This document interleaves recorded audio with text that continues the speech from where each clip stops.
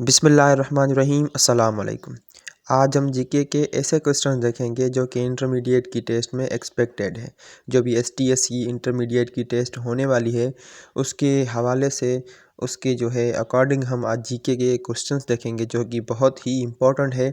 उसके साथ जो भी मैं क्वेश्चन आपको बताऊंगा, जो मुझे एक्स्ट्रा इन्फॉर्मेशन आती है वो भी मैं आपको बताऊंगा। तो वीडियो आपके लिए बहुत ही हेल्पफुल होगी क्योंकि जीके के 15 क्वेश्चंस आने वाले हैं टेस्ट में।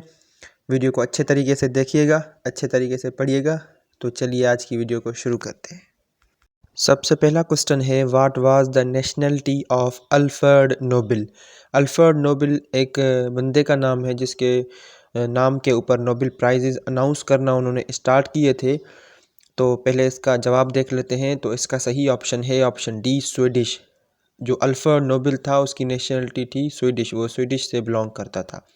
वैसे नोबेल प्राइज़ मिलना स्टार्ट कब हुए थे? वो हुए थे 1901, 1901 में नोबेल प्राइजेज़ मिलना स्टार्ट हो गए थे। और क्वेश्चन आ जाता है कि नोबेल प्राइजेज़ कितनी फील्ड्स में अनाउंस किया जाता है, कितनी फील्ड्स में दिया जाता है? तो वो दिया जाता है 6 फील्ड्स में। आई गेस केमिस्ट्री, साइकोलॉजी और पीस वगैरह ऐसे कोई इनकी फील्ड्स हैं, उनमें दिया जाता है।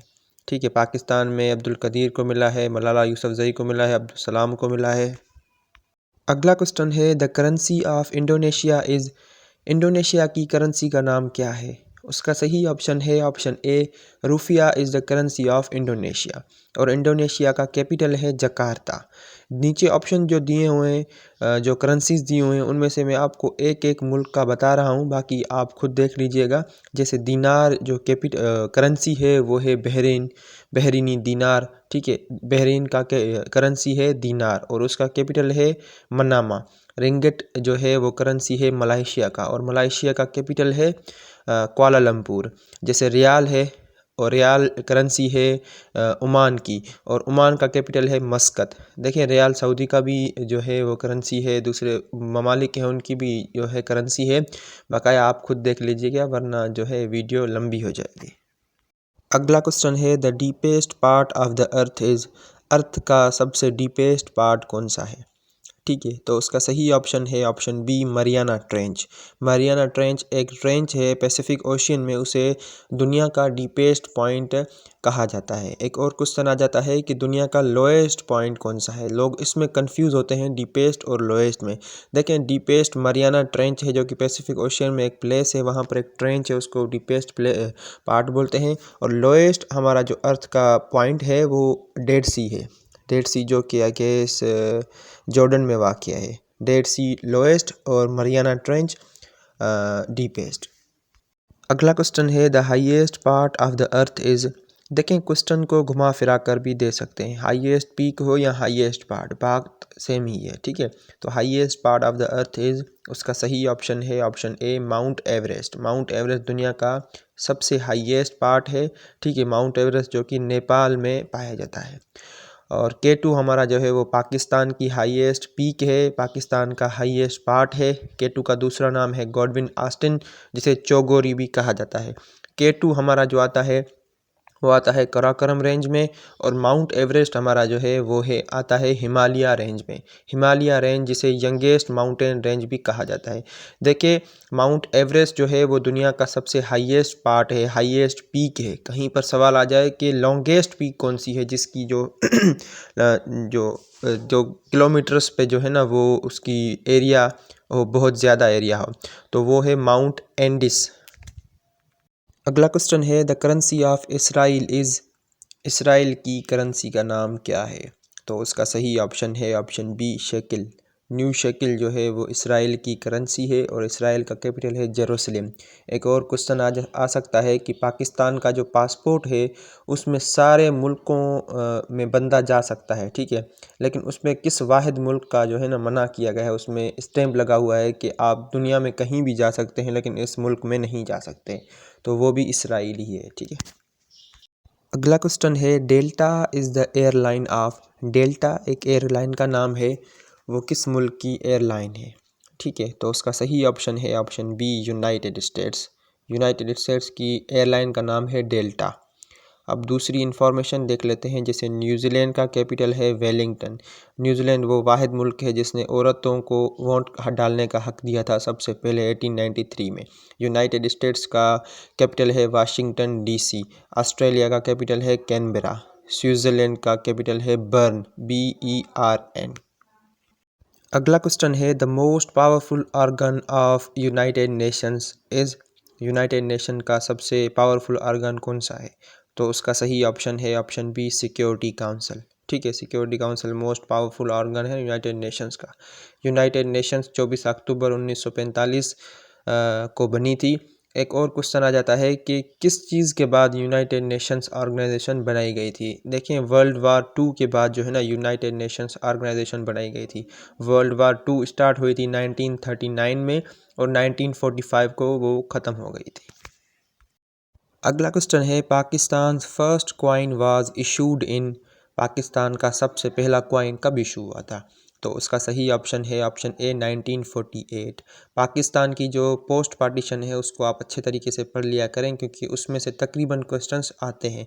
जैसे पाकिस्तान का पहला गवर्नर जनरल कौन था, कायदे आज़म पाकिस्तान का पहला प्राइम मिनिस्टर कौन था, लियाकत अली खान, पहला प्रेसिडेंट कौन था, सिकंदर मिर्ज़ा, और पाकिस्तान का जो है नेशनल एंथम किसने लिखा था, हफीज़ जालंधरी। नेशनल एंथम का क्या है, वो कितने मिनट्स तक चलता है, ठीक है, उसका जो टाइम पीरियड क्या है वो है 80 सेकेंड।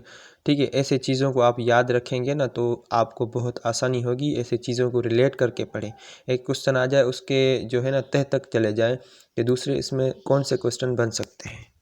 अगला क्वेश्चन है, Vienna is the capital of. Vienna किस कंट्री का कैपिटल है?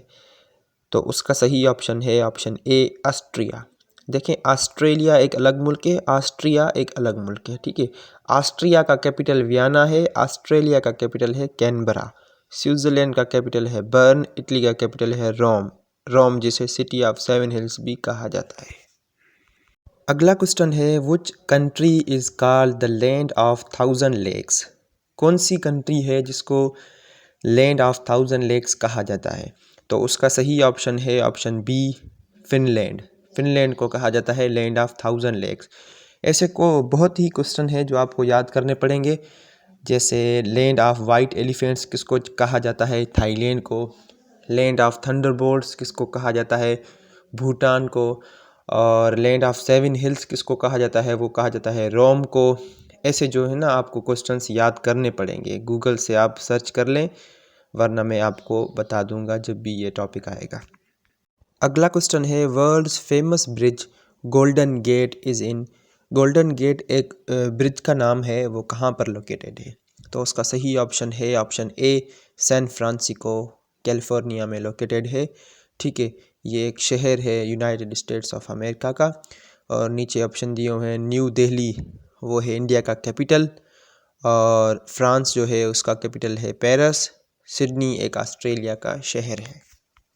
अगला क्वेश्चन है, when did Fatima Jinnah joined All India Muslim League. Fatima Jinnah जो है वो कायदे आज़म की बहन थी, उन्होंने ऑल इंडिया मुस्लिम लीग कब ज्वाइन की थी? तो उसका सही ऑप्शन है ऑप्शन ए, 1939 को।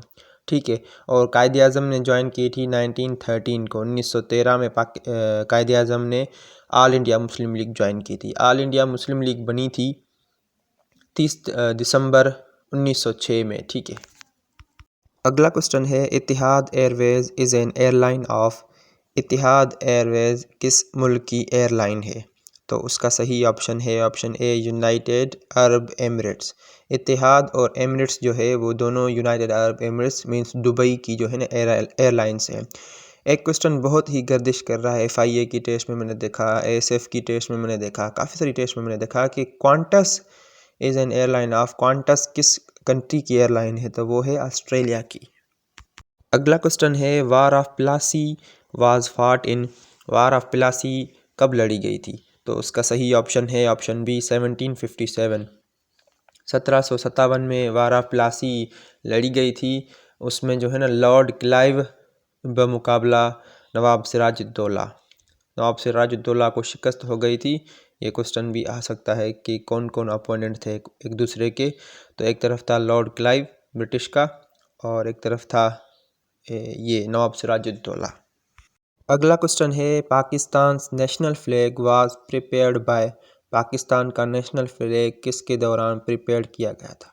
तो उसका सही ऑप्शन है ऑप्शन डी, अमीरुद्दीन कदवाई। अगला क्वेश्चन है, the headquarter of green peas international is located in. Green peas international का हेडक्वार्टर कहाँ पर लोकेटेड है? तो उसका सही ऑप्शन है ऑप्शन ए, एम्स्टर्डम। ठीक है, एम्स्टर्डम में इनका हेडक्वार्टर लोकेटेड है। कुछ एक्स्ट्रा इन्फॉर्मेशन, जैसे एम्स्टर्डम कैपिटल सिटी है नेदरलैंड्स का।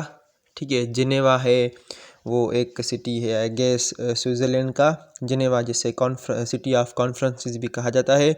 लेबनान का कैपिटल है बेरूत और ऑस्ट्रिया का कैपिटल है वियना।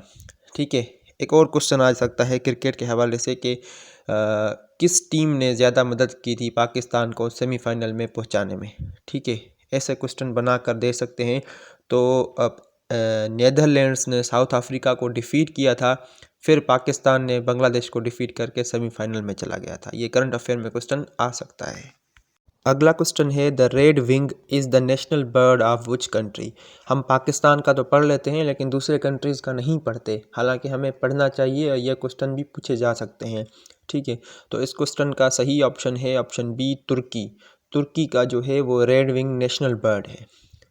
कुछ एक्स्ट्रा इन्फॉर्मेशन, जैसे इसराइल का कैपिटल है जेरूसलम, इसकी करेंसी है न्यू शेकल।